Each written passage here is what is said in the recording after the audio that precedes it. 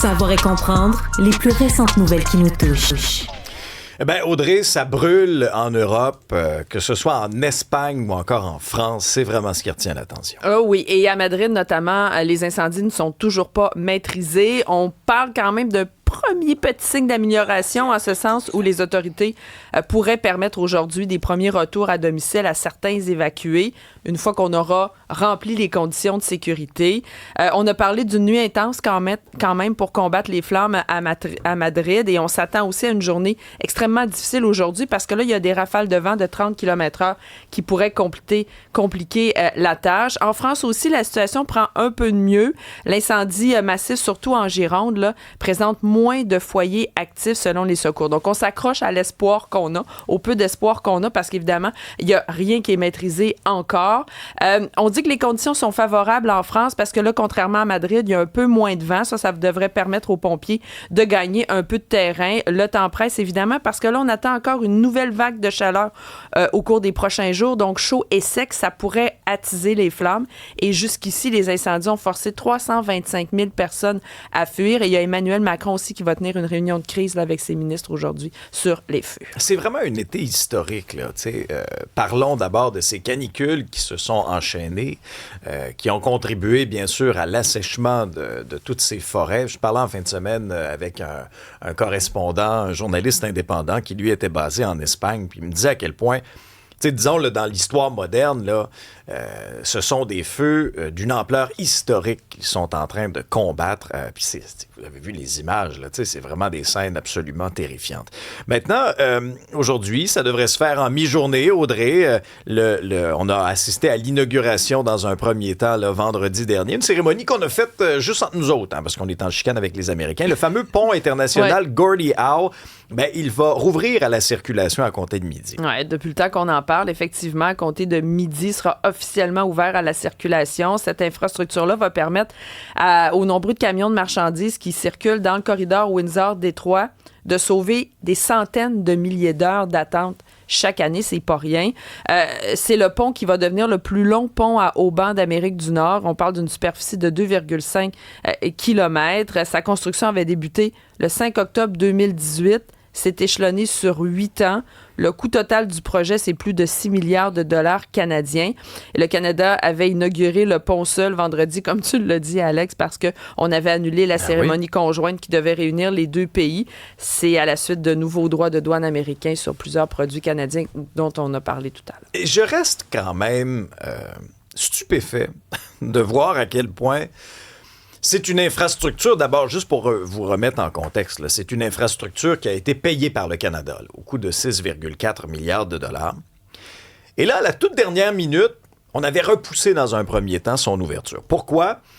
Parce que le Donald était insatisfait des conditions dans cette entente-là. Alors là, on est retourné à la table de négociation avec les Américains. Et comme on a trop fait dans les dernières semaines et dans les derniers mois, sous le gouvernement Carney, on a baissé les coudes, elbows up, là, on est très loin de ça. On a plié, on a reculé, comme on a reculé avec la taxe sur les géants du numérique. Et dans le cas du pont Gordie Howe, ce que les Américains ont réussi à négocier avec nous, quand même assez particulier, un pont, je vous rappelle, que vous et moi, on a payé en totalité, on s'est fait extirper l'entente suivante des Américains en disant « vous allez nous donner 50% de ces profits là, après dépenses pour les 15 prochaines années. » Pour permettre l'ouverture du pont, parce que ce pont-là est situé juste à côté d'un autre pont qui est une propriété d'une famille très près du président américain. Alors là, vous comprenez que ça fait comme une concurrence, là, fait que c'est pour ça que le deal, l'entente n'était plus avantageuse. C'est quand même fou, là. On va leur donner 50% de ces profits-là pendant les 15 prochaines années pour une infrastructure qu'ils n'ont pas payée et avec laquelle ils vont quand même bénéficier. Wow! Quand même, ça démontre un peu là, l'ère du temps et à quel point on est très, très, très petit souvent dans nos souliers face aux géants américains. Je suis préoccupé pour la suite des choses, même pour la renégociation de cet accord de libre-échange en voyant de la manière dont on se comporte. C'est comme si on ne fait pas le poids, mais pas pantoute. Là. Donc, à chaque décision, comment on peut être crédible? On ne fait pas le poids, puis on ne se tient pas debout non plus. Parlant de politique, Audrey, on aura quand même plusieurs partiels, notamment une qui va attirer notre attention dans Chicoutimi-Le-Fjord. Oui, exactement. C'est le 31 août prochain qu'il y aura élection. Donc, c'est la campagne qui vient de débuter en plein été. Et le résultat promet d'être serré quand même, parce que là, actuellement, le Bloc québécois recueillerait 30 des intentions de vote contre 28 pour les libéraux et 26 pour les conservateurs. Donc, c'est vraiment une lutte à trois dans ce secteur-là, selon un sondage. Le premier ministre Carney qui espère renforcer sa majorité. Les partis d'opposition veulent plutôt tirer leur épingle du jeu. Pour ce qui est des candidats, il y a le Bloc québécois qui va être représenté par Caroline Dubé. Elle provient du milieu communautaire. Elle est bien connue dans la région. Les libéraux, eux, misent sur Daniel Gobeil, qui est un leader connu du milieu agricole. Là, notamment, il a été président des producteurs de lait. L'enseignant avocat Régis Gaudreault aussi va représenter le Parti conservateur. Il y a 2 autres partiels qui vont se tenir le 31 août, également en Ontario et en Colombie-Britannique. Et là, on se pose la question, c'est surtout, en fait, le chef du Bloc québécois qui soulignait hier que une élection le 31 août, alors que c'est un retour en classe, c'est peut-être pas la meilleure journée pour le vote. On verra à ce moment-là comment ça va se passer, surtout s'il fait chaud, s'il fait beau. On verra, mais bref, c'est le 31 août prochain que ça va se passer. Et j'entendais les commentaires de François Blanchet là-dessus. Je peux pas dire que j'ai vraiment acheté son argumentaire, là, parce que là, tant qu'à ça, là, le 5 octobre prochain, là, on va être dans les couleurs. Là, on va être dans le Festival des couleurs. Là, est-ce qu'on va avoir la tête à aller voter? Non, mais il va toujours avoir quelque chose de ce côté-ci. Puis, ramenez-vous dans certaines partielles, que ce soit au Québec ou encore au fédéral. Quand le premier ministre tarde trop avant de déclencher une partielle, là, on dit, là, c'est ça. Ouais. Il prend 6 mois pour déclencher la partielle. C'est inacceptable. Puis après ça, Carney veut le faire vite. Après ça, on chiale quand même. Mais dans ce cas-ci, au-delà là, de cette explication que je remets un peu en doute, là, dans Chicoutimi-Le-Fjord, tu l'as dit, ça va être serré. Oui. Là. Ça va être une lutte vraiment intéressante à suivre. Puis d'autant plus que, les libéraux auraient peut-être aimé avoir Mme Laforêt. On sait, elle était dans les rumeurs. Finalement, ce ne sera pas elle. Ça va être intéressant vraiment de porter notre attention sur cette circonscription. Les 2 autres, ce sera en Ontario et en Colombie-Britannique, mais quand même, on sait que Mark Carney a déjà sa majorité. Hein. Il est allé la grappiller. Un transfuge à la fois, pratiquement. Et là, il y a toute une chasse à l'homme là, en Mauricie. C'est quoi les derniers développements, Audrey? On suit ça depuis hier. Oui, depuis hier soir, en fait. Chasse à l'homme, dernière nouvelle, on est toujours à la recherche de cet homme, Philippe Benoît, 41 ans, qui est suspecté d'avoir tué son fils. Il est originaire de Shawinigan. Et là, il se trouverait, on faisait des recherches hier là, dans le secteur de la municipalité de Lac-aux-Sables, notamment il y a un camping dans ce coin-là. Il est considéré comme une personne d'intérêt dans cette enquête d'homicide survenue à Shawinigan, dans le secteur de Saint-Georges de Champlain. Le père et le fils, selon des informations obtenues par le Journal de Montréal, se trouvaient chez la mère du suspect, qui est également la grand-mère de la victime. C'est elle qui aurait appelé les secours pour signaler le meurtre. Donc, branle-bas de combat dans la région. La Sûreté du Québec, donc, qui est toujours à la recherche de cet homme de 41 ans. Alors, hier, pendant un certain temps, là, il y a des gens qui étaient confinés à leur terrain parce qu'il y avait des patrouilles et tout ça de la Sûreté du Québec. On le recherchait activement. Donc, on va suivre les développements de tout ça ce matin. Évidemment, voir comment ça va se conclure. Et ça a été vraiment un week-end sanglant à Montréal. 2 hommes et une femme qui ont été blessés, dont 2 grièvement, lors de 3 agressions armées survenues en moins de 24 heures au centre-ville de Montréal au cours de la fin de semaine. Le premier événement, c'est dans la nuit de vendredi à samedi. C'était au coin des rues Saint-Marc et Sainte-Catherine-Ouest, arrondissement Ville-Marie. En fait, c'est une personne blessée avec un objet tranchant, un homme de 45 ans, poignardé au haut du corps. Il n'y a pas d'arrestation dans ce dossier-là. Quelques heures plus tard, c'est une femme de 26 ans, blessée grièvement, encore une fois, avec un objet tranchant. On dit que son état est stable malgré d'importantes blessures. Un suspect de 59 ans a été arrêté en après-midi. La 3e agression en moins de 24 heures, c'est survenu dans la nuit de samedi à dimanche. Un jeune homme de 18 ans, poignardé au haut du corps, encore une fois. Victime consciente à l'arrivée des policiers. Circonstances de l'agression qui demeurent inconnues, encore une fois, aujourd'hui. Et on entame la 2e semaine des vacances de la construction. Il y a beaucoup de gens sur la route. Moi, je le constatais même aussi samedi en revenant de Québec pour me diriger vers ma seigneurie. Et il y avait du monde dans ma seigneurie en fin de semaine. Les Laurentides. Non, mais en même temps, le tourisme, c'est Ouais. le moteur de notre économie, puis on est toujours très content. Je suis allé me promener aussi à Saint-Sauveur là, dans l'après-midi. Il y avait beaucoup de gens, mais ça fait, bien sûr, des conditions routières pas faciles. Et on est rendu à combien de décès là, pendant les vacances de la construction, Audrey? Là, on parlait des noyades, en fait, pendant les vacances de la construction. On parle de décès sur les plans d'eau. sur les plans d'eau, Ah oui, effectivement. Et c'est déjà 6. Normalement, là, on parle de 9 à peu près en moyenne. Dans un été déjà au-delà des statistiques là, sur les plans d'eau. On parle de 9 pendant les vacances de la construction. En moyenne, on est déjà à 6. Il reste une semaine. Bon, là, avec ce que tu nous as annoncé, un peu plus de pluie, un peu plus de temps gris, peut-être qu'il y aura moins de personnes sur les plans d'eau. Il n'y a pas d'explication claire là, comment on explique qu'on en est déjà à 6 décès. Mais c'est sûr que quand il fait beau, il fait chaud, les gens ont plus envie d'aller sur le bord de l'eau. Les 2 premiers décès sont arrivés en Haute-Gaspésie. Il y en a eu un 3e sur la rivière Saguenay. Il y a un homme dans la vingtaine aussi qui a été entraîné dans les eaux profondes à la plage d'Oka. Et sur l'année au complet, le bilan s'élève à 45 noyades. C'est près de la moyenne depuis 2019, en date du 26 juillet. Et on dit que souvent, ça survient dans les rivières, les lacs et quand les personnes sont seules aussi.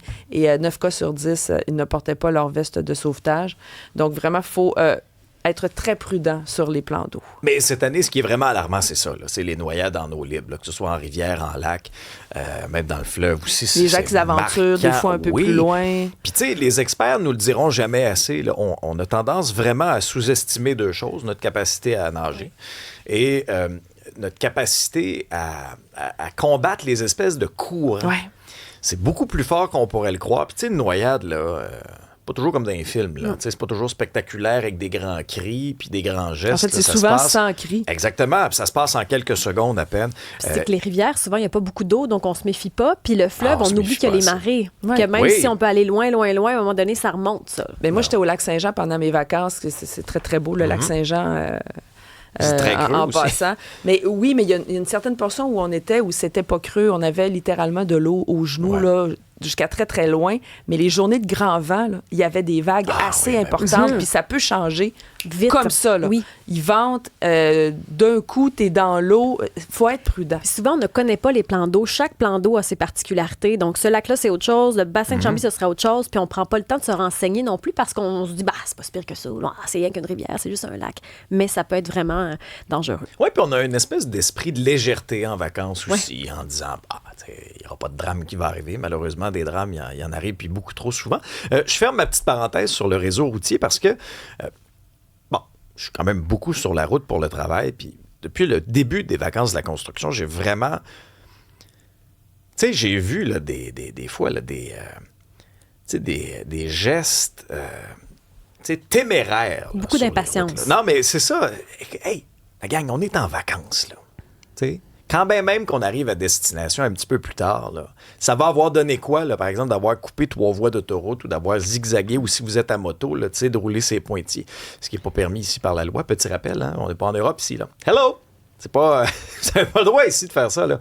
Et moi, je suis à chaque fois, à chaque fin de semaine, complètement subjugué de voir ce qui se passe. Puis souvent, là, c'est des pères, des mères de famille avec leurs enfants en arrière qui se comportent comme des vrais sans-dessin sur les routes. Tu dis, aïe, aïe, vous faites ça avec vos enfants dans l'auto, sincèrement. Là. Sur la 20, hier, c'était quelque chose. Ah à oui, Québec, hein? mais également à Drummondville, tout le long de la 20. Au fait, c'était calme à Montréal. L'île était vide. Mais le chemin pour s'y rendre, c'était vraiment, vraiment congestionné. Dans le coin de Belleuil aussi. Puis souvent, les gens te collent parce qu'ils trouvent que ça avance pas assez vite. Mais il y a vraiment de gros... Hier, la circulation, c'était quelque chose. On dirait que c'était la fin des vacances. Moi, j'ai une théorie. Moi, je pense qu'ils ont tous pogné la cyclosporose. Ils sont tous bien pressés d'arriver à destination. Ça peut être pourrait juste ça. exploser. C'est sûr que c'est ça. c'est sûr. sûr que c'est juste ça. Est-ce qu'on est plus zen au festif de Baie-Saint-Paul? Honnêtement, là, c'est incroyable. C'est mon plus grand deuil de la saison estivale. Le festif, Ah oui, hein? c'est la première fois que je n'y vais pas. C'est le plus chouette festival. Vous entendez Jean-François Posé qui fait raviver les Cowboys fringants sur scène. Il y en a plusieurs qui pleuraient hier sur les réseaux sociaux quand ils ont entendu la prestation samedi soir de Jeff Posé.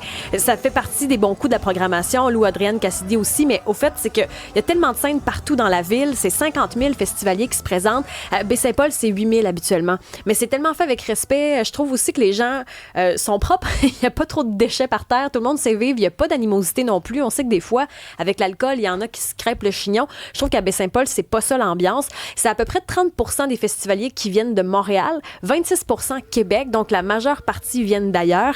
Ce qui est ressorti également du festival, ben, c'est cette espèce de collégialité-là. Ils sont pas capables d'accueillir plus de monde que ça. Au fait, c'est la capacité maximale. Donc, les organisateurs sont en train de penser à est-ce qu'on pourrait rajouter des scènes? Est-ce qu'on pourrait rajouter dans l'espace? Parce qu'il y a des limitations sur l'hébergement. Il y en a qui accueillent des gens chez eux. Des fois, on va dormir plus loin, là, les éboulements, puis on choisit d'autres villes, mais Kapozoa, peut-être les locaux si vous osez prendre le bateau. Mais bref, j'ai hâte de voir comment ils vont réussir à s'étirer dans le temps parce que l'objectif, c'est pas de bouger l'ADN si ça devient trop gros. Mais là, on veut pas vivre un festival d'été de Québec non plus. Ce qu'on aime du festif, c'est le côté nature. Donc, ça a été un franc succès encore une fois cette année. C'est un 10 sur 10. C'est le plus beau festival du Québec. Ah ouais. Puis ce qui est tellement original aussi, c'est les lieux de performance. Dans les images que tu nous as montrées, il y avait toutes sortes de choses. Mais aller voir un show dans un pit de sable avec des grues, genre, j'ai jamais vu ça. Sur la plage aussi, puis à toute heure du jour et de la nuit. Là. Des fois, tu as des spectacles sur le quai à 3 h du matin. Ben, c'est une chose qui me ferait réveiller à cette heure-là. Ça, puis le show, peut-être. Mais c'est tout. Fait que oui, ça c'est vraiment typique parce qu'à Trois-Rivières, il y a le Festivois, mais c'est pas pareil comme Baie-Saint-Paul. Et au sport, un petit mot pour vous dire que les Alouettes de Montréal ont remporté leur match hier 31-18 contre les Tiger Cats de Hamilton.